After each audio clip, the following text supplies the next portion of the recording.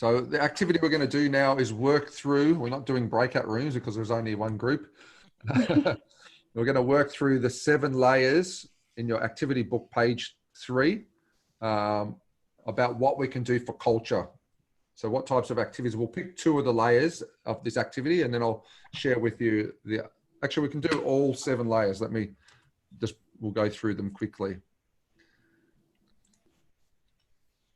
So when we're working with a team culture and we want to build a sense of, well, these guys have done those ones, build a sense of safety and security in the culture, what are some of the things that we can do? So the other team have said, you know, that we're fair and equitable in our pay, there's job security, there is work-life balance or life-work balance, that's the way I like to say it, and psychological safety. Yeah, you can see how these are related to predominantly security.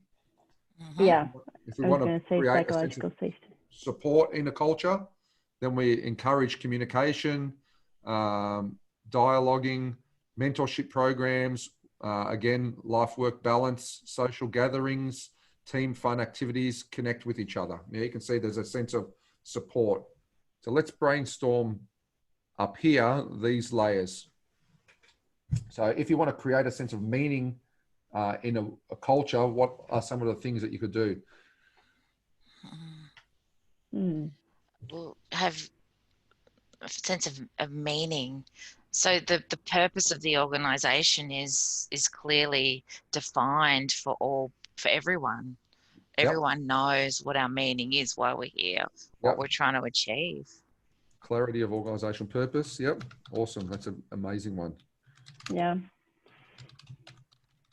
Just understanding why we are there. Yeah. I think people also want to understand where the company or the organisation's heading. So that strategy piece, as well as, you know, particularly with leaders, everyone needs to understand what we're trying to achieve and any future, future plans or change pieces that are happening. So I find also understanding why we are there, but also why we are in our role. How it fits into the bigger picture. This is where value stream mapping and all these other tools, lean, have an impact on culture. Yeah, exactly. I think regular performance, the annual review process as well, performance review.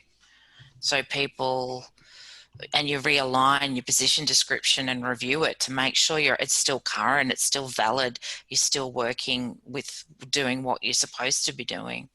Yeah. Yeah, we call it a PPP review, a purpose, action, and performance review. Yeah, I love it. And we start with purpose.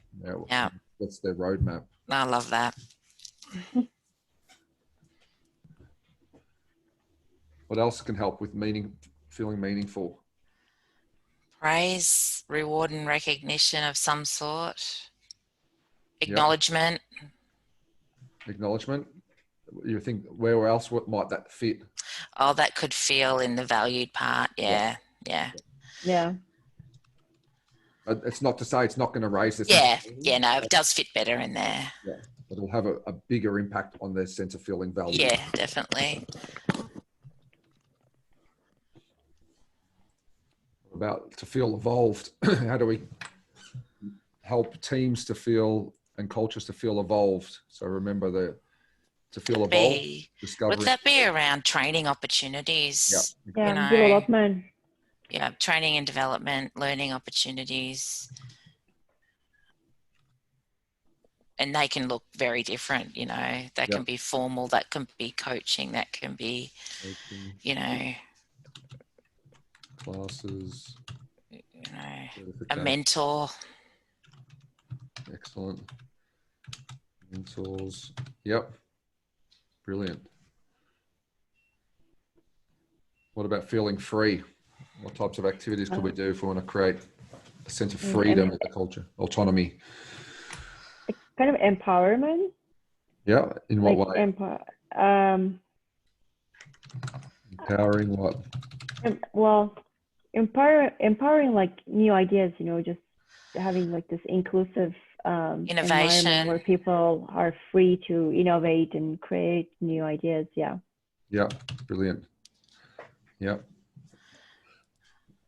I think, also where people are, I don't know where this fits in, but I'm just thinking about when people are actually given promotional opportunities and they're given, that could be under meaningful possibly, where you've given opportunity to perform in a new role because you perform so well.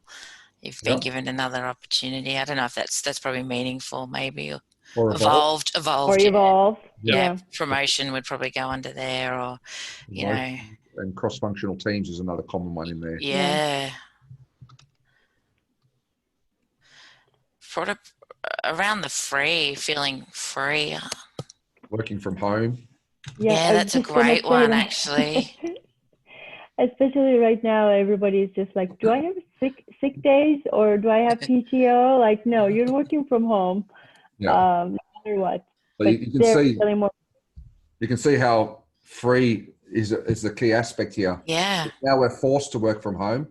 Most people yeah. don't want it. Yeah. So it's really about freedom, to be autonomous. Yeah, And if you look at what's required in the relationship, it's empowered by truth, trust, trustworthiness. Yeah, truth and trustworthiness, because there needs to be a sense of trust and truth in order to let you work from home. Yeah, to give freedom, you need to be trustworthy. So there's this whole dynamic there around these character traits. You can see how it's all links together. Good. All right. So that's from the team. What you have in your handbook, that's the activity. But if you go to your handbook, I'll just move it across to here.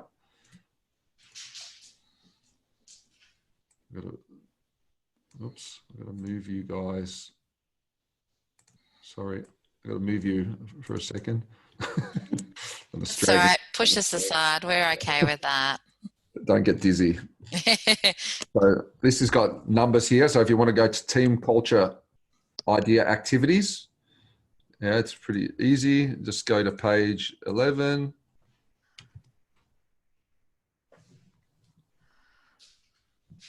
Team culture idea activities. Yep.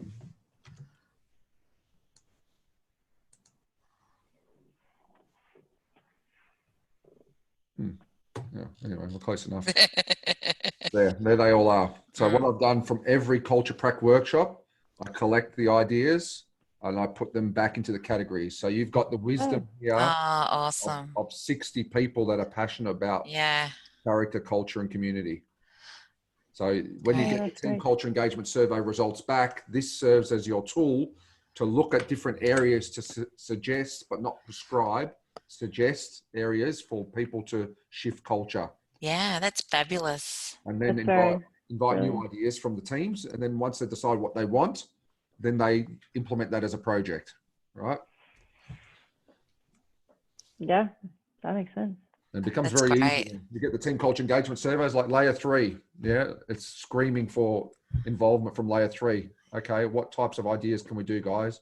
Have we considered rewards and recognitions? Have we considered performance reviews? Blah, blah, blah, blah. I like the page 13 as well. I mean, I saw it very quickly. Oh, we're getting to that. Oh, we are? Okay. It's the next activity. That's why it's the next page. Cool. Oh, is it? Right. So you know where to find that now, yeah? It becomes very easy now to look at strategies for shifting culture. And what most people that worked in culture in the past say is that now they have clarity about when to do what, yeah? And the team culture engagement survey tells you what will have the greatest impact, and then you can work on strategies. Whereas before, it's sort of, well, I want to shift a culture, but how? Like I've got no clarity and no clarity about what will work where. I mean, you've got your intuition and experience, but now we've got the intuition and experience of 65 people. Yeah. So we are running pretty good on track. So that's in your handbook, all the best ideas. The next is about the character cards themselves. So this is in page 4. There's notes in your activity book if you want to take notes down.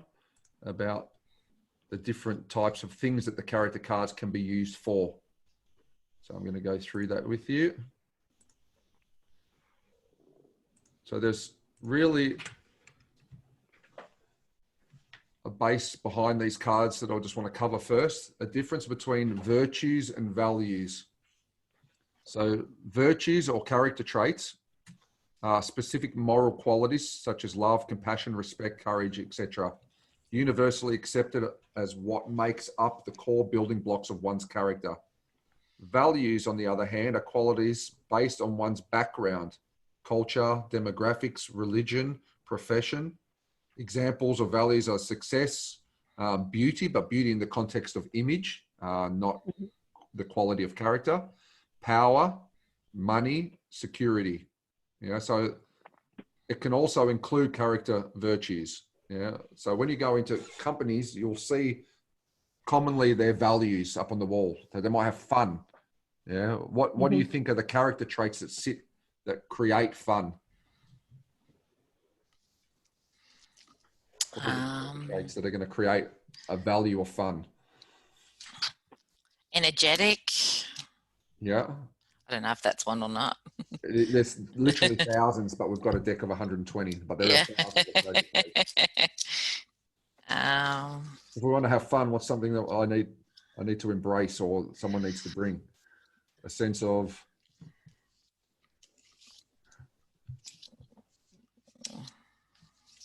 just feel into it. Don't worry about the card. Okay. Feel into it. A sense of enthusiasm. Enthusiasm is definitely going to create fun. Yeah. What else? Yeah. If we're going to have a laugh, what else do I need to bring a sense of? Humor. Humor. Yeah. Humor. Joyfulness. So you start seeing there's character traits that sit behind a value. So when you're going into consult on culture, often you'll find values up there. Just think back to what character traits we need to have. And that's why we call it culture DNA. So it's encompassing of values, but it's based in character and virtue. Does that make sense? Mm-hmm. So if I value power, what types of character traits do I need to embrace to bring about a culture of power if they value power?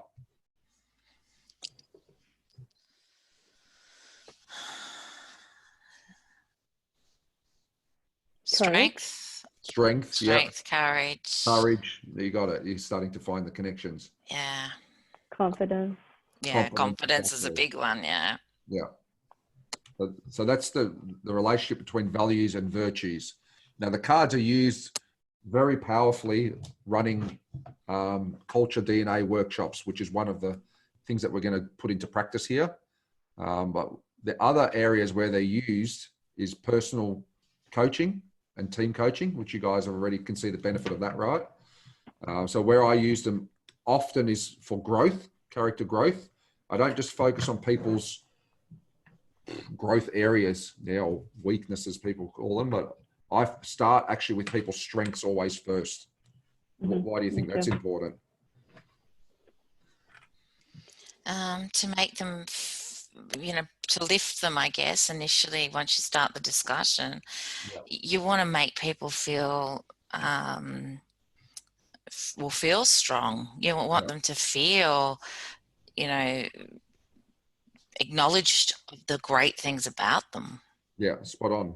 And if we don't have it, we can't give it, right? If we don't have something within us that we can't give it. If I want to give love, well, I need to love myself. If I want to give money, I need to have money myself. If I want to give my wisdom, well, I need to have wisdom myself. Yeah. So by getting people to acknowledge themselves first, like we did, you talk about what your strength is, it helps you start to fill your cup. Now, if you do want to go to growth, now the person's coming from a position more likely to be in growth mindset because we've talked about strengths. Now you can go to the areas where you want to expand with their permission. So conflict resolution, these are super powerful for conflict resolution. So when there's conflict, I do a lot of work in that space. I go to the individuals and then I'll check first their intention, about connecting, about resolving the conflict. If they don't, if their intention is to be spiteful and fight, then I just leave it. They're not ready. But when I see there is a genuine intention to unite, but they can't see past the emotion, then we go to character cards. I say, right, what are you wanting to see from that person? I lay the character cards all out on the table. And they're like, I want a bit more compassion. I want a bit more understanding. I want a bit more enthusiasm, whatever it might be. Right. What are the strengths of that person? Now I do it in the opposite. So, oh yeah, they are this, they are this, they are this. Draw them all out, and they do the same on both sides. And then I bring them together, but I precondition them to say, right, we're going to meet to talk about the issue, but only from a perspective of character. I don't want to hear you say the words you, I, me. Yeah, it's only we discussion, and we discuss about character. So then they come together, and it's like, right, I was really hurt about this scenario. I was like, oh, no eyes. So this scenario created a situation where this emotion came up. Yeah. So to get them to now really detach from it, and then say, what I want to see in you are these strengths. And these are the strengths that I do see in you. How do we come to a more balanced stage? And then that person says, well, I see these strengths in you, and I want to see more of these strengths in you.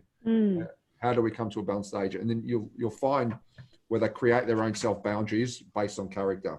It's very There's powerful. so much strength in the delivery, isn't there? The wording, the way you deliver it, as opposed to how you can get off on the wrong foot if you don't deliver it with the right terminology. Absolutely. So the third one that's there, which is creating boundaries, that's what creates the framework for the wording. So I set very clear boundaries to say, yeah, it's no I, you, him, me, she.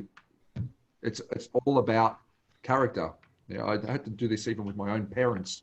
They got to a point where they were looking to potentially divorce, and I was like, oh, I'm going to use the same exercise I use with all the clients and all of my team. So you're a marriage counselor as well? Maybe. I've done a lot of that in meditation circles, that's for sure. But yeah, cards are the powerful point. They create the boundaries. You only speak through the cards. You only speak about character traits, because that's all that matters at the end of the day. The rest is stories. The rest is all stories you put in your head. What you're really looking for is someone to give you certain character traits or see them in you. That's the only thing that ever creates conflict. That's true. So meeting groups and themes. So you can start with them. So a simple random draw, get people to set intention, random draw. So I just picked out curiosity. Or you can have like the wheel I showed you before, themes for the month. Or businesses can talk about their aspirational values, how they've been living. They pull out the cards, like we're all about integrity. Integrity means this to us. How have we lived integrity this month? Who has stood out most? Where can we improve? There's so many ways, it's countless. Do you call them out? You call them out too, don't you? If they're hiding a bit, you can see. If I have their permission, Yeah. So some people don't like Yeah. out in front, but yeah, we try and help people over that. There's no strength in hiding your power. No, that's right. And only to be benefit. I mean, it's not arrogance. Arrogance is going too much. No, it's not about that. It's about saying, well, let's think about that a little bit more.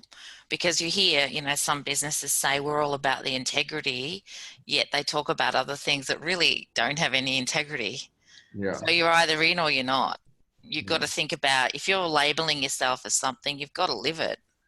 Yeah, totally. And if you're shy, shyness doesn't equal humility. So humility is side by side with confidence. Stephen, I think you can also do like you were saying, like personal coaching, the way that you mentioned the strength and then the growth. So that would be very inspiring as well, instead of just looking for the weaknesses, just starting with the strength, and then and using the cards to just to ask them to pick which area they want to grow into, which will just help them just to find a way to do it, I guess, or just like at least open up that way. So the cards, there's something about having them physical, Naz. You'll find it when you get them. The digital is amazing. It's fast. Like I can pull up a card like that. I love that about it. But having the physical cards, there's something about them. You get to just hold them and feel them. And the dynamic is different when you do it with the cards. You lay them on the table. Cards. people in person, explore right? them. Yeah. Yeah. Yeah. For them. So there's strengths to both, but I'm sharing with you what the power of the cards are right now. So yours will turn up, they'll look like this. On the card, you'll see every card, if I put that one up, there's a mark on it. See this little mark here on the left? Mm-hmm. And this card, on the example on the screen, is on the right. I don't have the screen up, do I? Yes, I do. So that tells you whether, remember before I said moral or performance, left or right? Mm-hmm. That tells you whether that is a group on the performance side. This one's a performance, predominantly performance. This one's predominantly moral. And then on the back, it tells you which group it's in. So that's great. Part of the purposefulness group. They've got their own unique iconography. This is part of the wisdom group. Yeah, so then you can really use the cards, and they're all color coded as well by the layers. That really helps. So that's the universal description, secular description. There's no religious reference in there. We spent a lot of time and effort to take out anything that the Virtues Project had in that had religious reference. And I'm not against religion, but this is about trying to unite people as much as possible. Yeah. The descriptions, the practice of descriptions expand in their perspective. So you'll see, I have a joyful spirit. Yeah, it's very introspective. I can see what's funny in situations. It gets them to look out now in their perspective. I balance humor with respect. Now it's looking at the interaction between people. I blend laughter with achievement. Yeah, now it's looking at the context of things. I unify people with humor. Now it looks at the bigger picture. And lastly, I bring joy to others through laughter. Yeah, it's holistic. So the practice of statements expand in their perspective. You'll find that on every card. So you can use that to help bring a person out, depending on their mindset, how you want to grow their perspective on a character trait. So they might not relate to all of them. They might relate to some of the earlier ones, and that shows that they're very introspective or perspective one from NLP. But it's a great guidance to personalize it. Yeah, because you're saying that I have a joyful spirit. So if someone just reads these, you will be able to pick which one they are just more open-minded to coach them that way. Yeah. And you'll see they're all interconnected with other traits. So you see this one's linked to respect, joy, humor, joy again, unity. You'll see they're all interconnected. They balance each other. I actually pay that attention. I mean, I figured it out when I looked at it. So the history of the Virtues Project, they're a global initiative to inspire character development by the practice of virtues every day. So it helps us connect to who we really are. People of compassion, wisdom, love, courage, purposefulness, up to 100 virtues in the program. So the original founders of the Virtues Project are retired now. One of them has passed away. So Linda and Dan Kavelin Popov, plus John Kavelin. So John is the brother of Linda, who is married to Dan. So John's passed away. He was a forget what they call him, Disney engineer. There's a special name that they call him, basically an animator engineer. So a very creative mind. And Dan and Linda are both psychologists. So they did all the base research on the 100 when I did the research to start ShareTree, and we were exploring, originally we were looking at values, and then we discovered, well, actually what I just showed you, that virtue is actually underneath that. So they were leading in their research. So we picked up from their research and we further extended it with their permission. So they're our partners. I'm on the board with that organization. So this has been used and endorsed by the United Nations, these cards, not specifically the character cards, but the whole Virtues Project, the Dalai Lama, and Oprah Winfrey. If you Google it, you'll find Linda in an interview with Oprah Winfrey, and Oprah says, this is the manual for raising children that was always needed to be written. Yeah, and wow. Linda's book is all about raising children with virtues. This is in more than 100 countries already around the world. And if you want more information on virtues, they go through the 5 strategies. So what we are aimed at is really around culture, community, and character. Virtues Project is really about teaching you how to use that in a deeper sense. So I'm a facilitator for that. In our programs, we have it all included in that process, and you're going through a lot of it at the moment. Go ahead, you were going to ask something, Naz? No, I was going to say that when you mentioned that there are a lot of, like virtues under the values, that, you share like, okay, fun, and then, we got a deep dive and we see that. I wonder how people are just actually come up with those, like values. It's just more like blindsided. They're like, okay, because we are a startup, I'm making this up. Yeah. We just need to come up with the values of fun, but yeah. they're not really getting into that deep dive, like, like what their virtues are.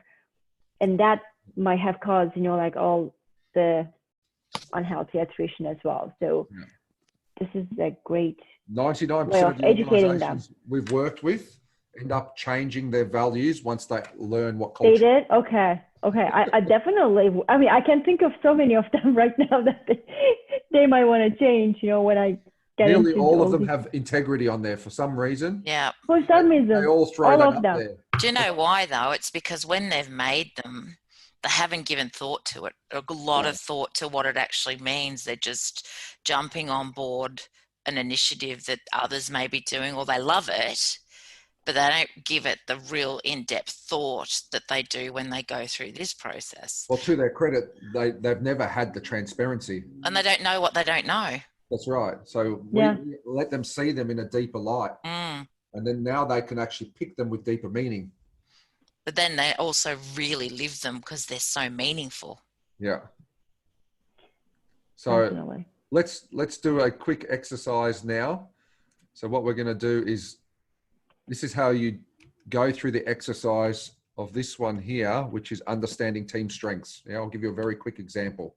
Let's explore the culture of our team. So what I want you to do is tell me,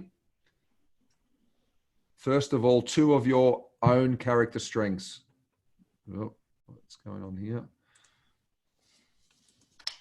When I go back to the slide. All right, and then I say, got it. So tell me 2 of your character strengths. You had one before, which was I think I had kindness, determination. And compassion was from each of you, and I said strength was one of mine. Yeah, I'm going to go with determination. Determination. Where does the enthusiastic goes under? Enthusiasm. Love group. Love group. Okay. Yeah, enthusiasm. So another one of mine is idealism. I see a big future and I dare to act to create it. That sure fits what you've talked about today. Yeah, I have that too. So now we'll pick character strengths that we see in each other. Yeah, 2 that we see in each other.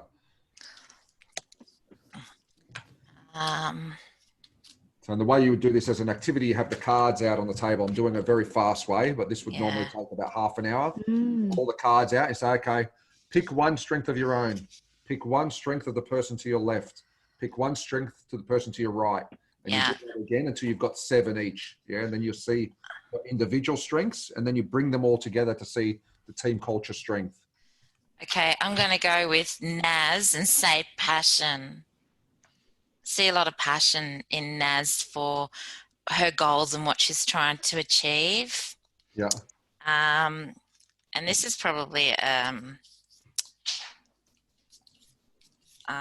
what will I say for you? I don't know, Steve. It's probably a simple one to pick out, really, but just such a great leader. Leadership. Leadership. I just think, you whenever you present, whether in person or here online, people feel, it's easy to follow a leader who's got so much passion and so much knowledge and new ideas. Thank you. I see in Naz, I see purposefulness as a strength from the start and continues to shine. And what I see from you, Michelle, is a lot of empathy. Yeah, to be able to sit with someone and almost grounding out their own emotions, to be able to resonate with them and then have the strength for them to ground them out.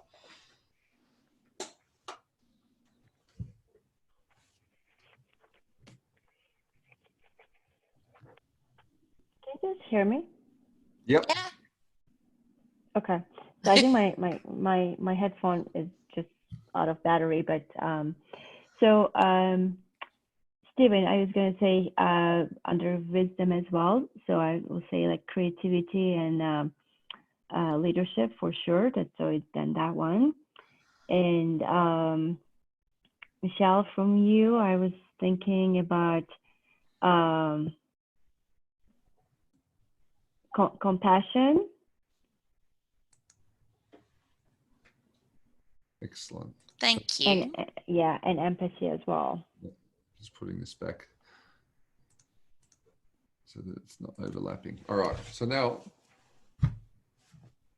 again, we're doing this very fast. So if you're in a team environment, you can see how deeply this is going to start making them connect and empower them just in itself. Now, what you do at the end is you take their 7 cards where they see their strengths and they lay them out and they say, okay, here is the base of my strengths. Now, 3 of them have come from me, saying it to myself, and 4 have come from the people beside me who know me. Or you can do it across the room as well. You get them say, okay, do the person opposite you, do the person beside you. But that exercise only works when people have a sense of each other. Yeah, so if it's a group of people that don't know each other, then it doesn't work as deeply, but it can still work. Do you also do this, like from a growth perspective, or just more like strength? Exactly. So you could do it through how do we want to improve our character, but if you do that, make sure that the people you're doing it with have a very growth mindset already. Yeah. Yeah. That activity is best done blended with strengths. It's best to say, okay, here's a strength. Here's an area where I'd love to see growth. But you have to be invited. To give people feedback, you have to be invited. So I normally don't do that in a group scenario, but I do it with the group collective, and that's what we're about to do right now. So here is our strengths as a team. Yeah, our greatest strength, is right here in the compassion love group. And if you looked at, remember my character profile before, my second strongest area was this aspect as well. Now our second strongest area is here, here, and here. So now you can start to see the dynamic of our team. In fact, this whole layer is our strength. Yeah, we're centered people, loving, compassionate people. Yeah, we are people. Supported by a courage to actually go out and do things and a wisdom to know how to do them. Driven by purpose and inspiring hope, and connected by empathy and tolerance with people. Where might be an area where we might have a potential blind spot? Doesn't mean there is one, but where might we want to recruit a strength into our team if we want it to be more balanced and holistic? The blue and the red. Yep. So this space here, potentially we might recruit someone or develop ourselves, or be mindful of it. It doesn't mean we're void of them, but now this is speaking to what you were saying before. Now is looking at group strengths. Yeah. Now doing it through a group perspective doesn't make it individual. So that detachment piece becomes less important. It's like, okay, do we feel that we need more in this? Yeah. Or no. It's like, no, we don't need a sense of truth and integrity. That for us, that's just the base. Trust is just, you have a void for 2 reasons. Either it's mastered and it becomes core and it's not a leading aspect, or it's a blind spot. And we'll get into that deeply when we do parametrics. Yeah, and also it makes more sense what I said with the personal coaching versus, like a team. It's more seeing more holistically our blind spot for improvement. And when we get them to pick 7, why do you think we get them to pick 7? We did 6 just then, but why would you pick 7? 1, 2, 3, 4, 5. Oh, we did 4. Sorry, we did 4. 2 of our own and 1 from each person. Because you cover off nearly everything then. Yeah, so exactly. It tells you whether they're balanced, where their balance is, and where their layers are. Yeah, whether you're balanced that way or this way. So it gives you really an axis. So our axis is sitting predominantly in the top half. You see, we're very advanced, higher frequency leaders. So the challenge is the foundation might be at risk. Yeah, getting results, keeping a foundation, making sure that we cover off our cross our T's and dot our I's. Like the detail might not be a strength of this group dynamic. I can say that to be true for me. I do it, but it's energy for me to be spent there. It's not where I'm in flow. So cool. Is that useful? Awesome. Yes, definitely. Clear all. So I mean, great for team session and just to seeing it very clearly from. So this is in page 10 of your handbook. If you want to put any notes down, now we're going to go on to setting culture DNA values. Now, if you remember right back at the start, I said on that journey, remember the roadmap, and it had 1, 2, 3, 4, 5 on the page, and we need to start with purpose and vision.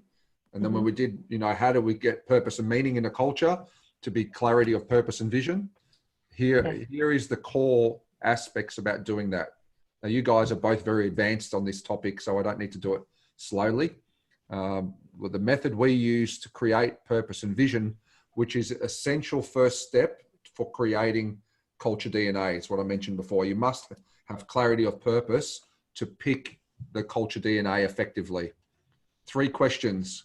What are you passionate about or supremely qualified to do? Now that can apply to the individual or the organization. Who do you do it for? So this is who is your market segment, who is getting the benefit for it, and what do they get as a result? Now you can add in there, what do you get as a result? If you're doing it for the individual, what do they and you get as a result? So coaching, I coach on the culture of teams for corporates that are greater than 50 people, but less than 1,000. And I help them get culture clarity because it inspires my purpose. Yeah, that as an example. Vision. Okay. What do they hope to achieve? In what time frame and what locations? So that's the where and the when, where the purpose is the why. And then the culture DNA is the who. So when you know why you are doing what you're doing, then you know who you need to be in order to get to where you want to be and when you want to arrive there. So those 3 pieces are really important. I think what you just said, it just explains the whole the whole idea, like why and who. It's just all connected right now. Yeah, beautiful. You had an aha moment. I like that. I had aha moment. Yeah, the why and the who. So often now you see why the values that people have 95% of the time change, because they've never done it from a place of why. Often it's normally just a what are our values. Yes. Now, when we pick 7, you know why we pick 7 now. 3 of them, the primary values we call, are linked to the whole organization. So these unite organizations and every dependent group. So if you think about big multinationals now, the challenge that they have is that they create a set of values. From your experience, both of you, you've both got lots of experience. Are those values the same across the whole organization, or are they different? When a big multinational sets values normally, are they one set of values for the whole organization? Yeah. Yeah. They try to. Yes, one for the whole organization. So when they have different departments working at different stages at their own evolution, how much connection do you think that they can get with one set of universal values? Yeah. It's challenging. You might be a startup within a multinational. You might be in decline. Yeah, you're going through stages of decline. You might be at peak performance. So each of the cultures have a unique contextual aspect to their DNA. So that's the secondary aspect. So there's 4 secondaries. These are situational to each subgroup based on the stage of evolution and the vision. So ShareTree Group is united by service, innovation, and excellence. They're the 3 values that unite every entity within the ShareTree Group. But then each subgroup has its own 4 situational values that are meaningful to them and their vision of where they're at that point in time. And there might be a deviation in the why. Tends not to be, but sometimes there can be as well. That's an excellent way to do it. That's exactly what I was going to say, because otherwise people are just, or organizations, let's say, they're just so killing themselves and just spending so much time to actually go that, like 4 supporting situational values box, like where they want to just really influence those, like values, which doesn't really work. Yeah. And they're just, like having this,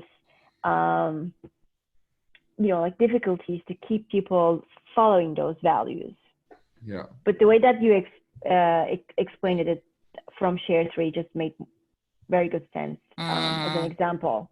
So I went into a lot of organizations and I would ask them, this is where the experience of this comes together. I'd say, oh, what are the values of your organization? I don't know them, is the first response that I would get. Yes.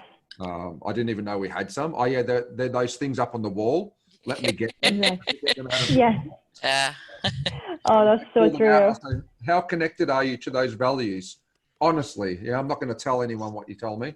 They're like, yeah, they're just words. Yeah, that's one of the most common phrases people would say. They're just words. They're either not lived, they're not meaningful, and I don't feel connected to them. And then I'd say, well, why? Why is that? It was like, because I can't see the purpose behind them and I didn't choose them. I was like, okay, now that makes sense. So this allows then the subgroups to actually make them meaningful based on where they're at.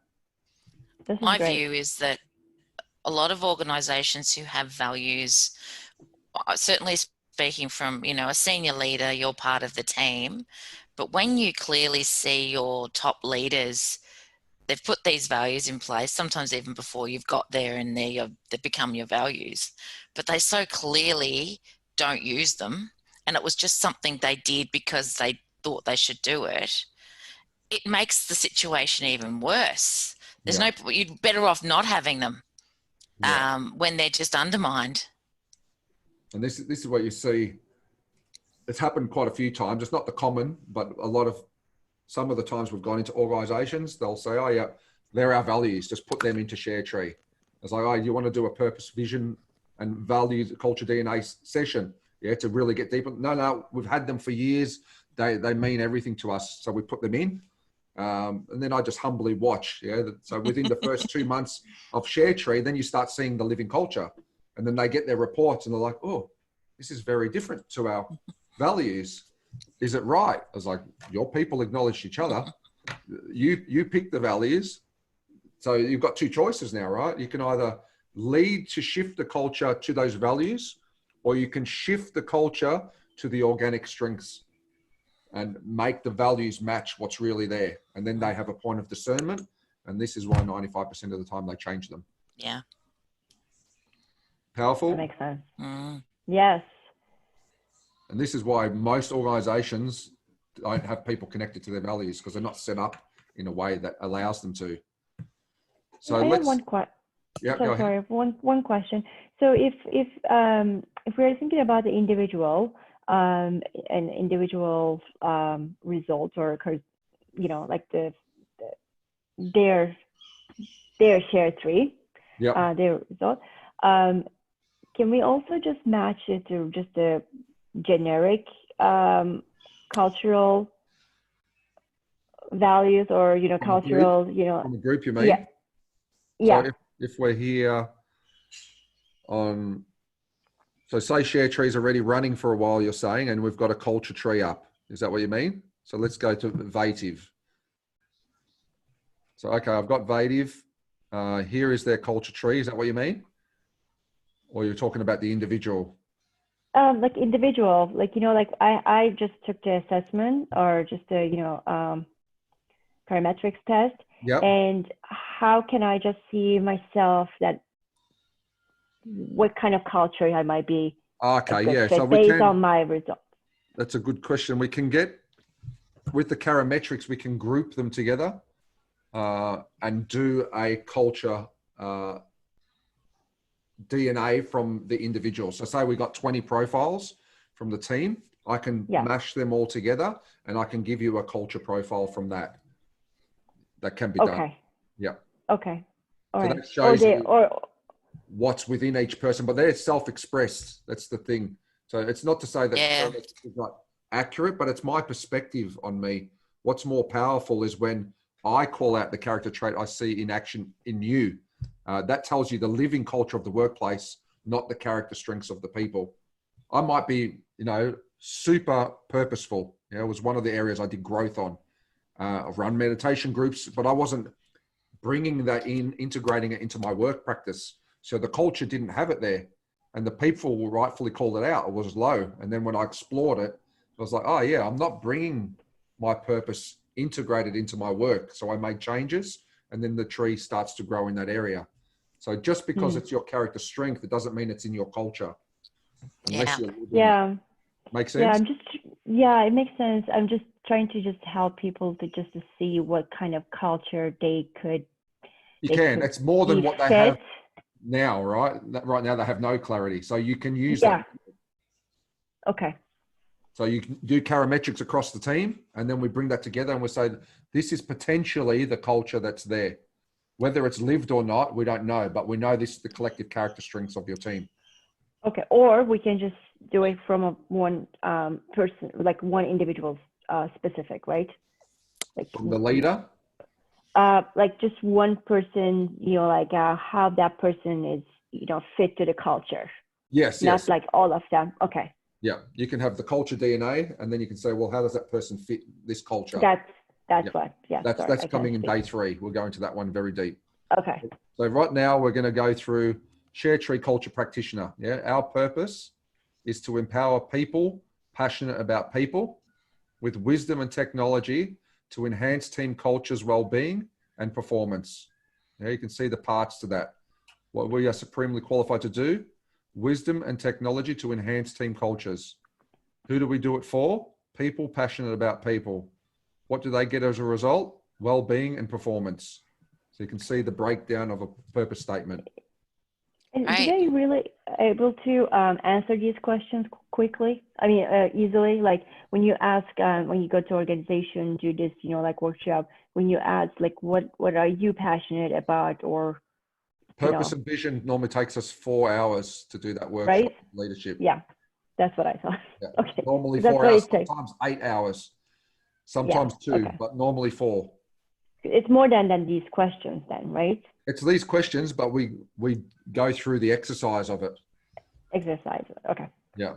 So the exercise we do when we run a purpose workshop, for instance, one of the key things we do is we say, okay, I get them to shut their senses down. I say, close your eyes and I want you to think back to the earliest time that you had a connection with this organization. You might be the founder, you might be the leader, and think about why you were motivated to create this. Yeah. And just sit with it. Yeah. And you need lots of space to get into purpose because it's not a part of the brain that has language. If you watch Simon Sinek, and Rich Divany, that might be partnering with us soon. Yeah. Potentially Rich was going to join us today, but he wasn't available. So yeah, it's exciting times. But yeah, that purpose is in the center of the brain that doesn't have a lot of language. And that's he true. explains that beautifully in the golden circles. So vision, our vision. Now this puts context about where we are and when we want to arrive there. For 100+ team cultures globally to be empowered by ShareTree technology by the end of 2020. Yeah, that's our vision. Been a bit challenged with COVID-19, but that's our vision.